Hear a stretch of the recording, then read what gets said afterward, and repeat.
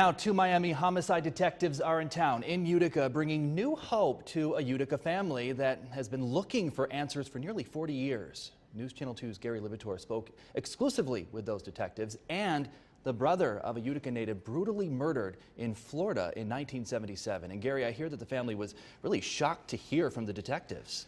Well, Don, shocked may be an understatement. And I was also shocked when Deborah Pantola Clark's brother approached me last night about her story. A Monday night dinner for me at Zebbs turned into a bit of a work night.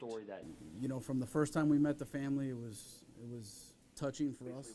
At the table next to us, two detectives in town from Miami, Florida.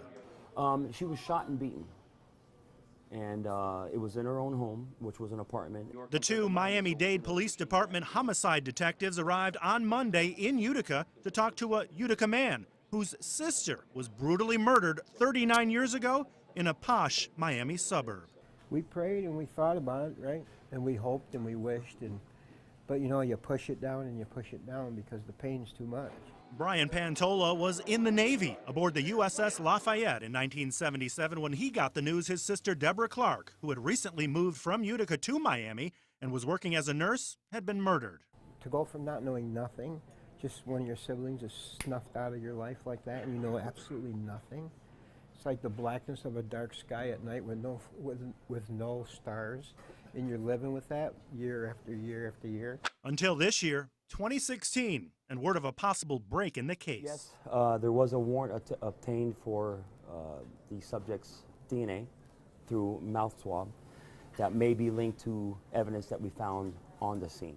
The so-called subject served with that warrant last month is 74-year-old Alan Bregman, whom police say was 36 back in 1977 when he was dating Deborah, they say, behind his wife's back. Court documents show that police said back then that Bregman rented an apartment for Deborah and would tell his wife that he was going out of town on business, but instead stayed with Deborah in that apartment where her body was eventually found. A life insurance policy was taken out on the victim, Deborah Clark in this case, and a claim had been made on that policy by our subject days after she was discovered deceased. Bregman, a retired real estate agent who has since remarried and still lives in South Florida, was never charged in the case and still hasn't been.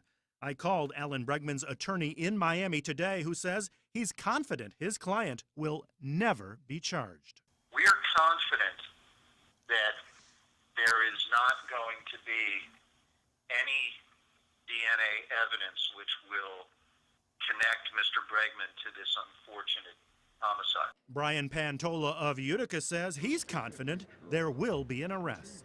We're fortunate enough to have people like this that, you know, grab it like a dog, like a pit bull, like a you know, just won't let that go.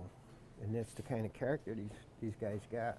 We know that already, so we're very encouraged. The detectives are heading to North Carolina next to interview Deborah and Brian's sister, who lives down there. They will then head back to Miami to work with prosecutors on the case as they wait the very critical results of the DNA comparison of Alan Bregman to items secured at the crime scene, which are still in evidence 39 years later. They say those results may be back real soon. We'll, of course, keep you posted. Reporting live, Gary Libator, News Channel 2.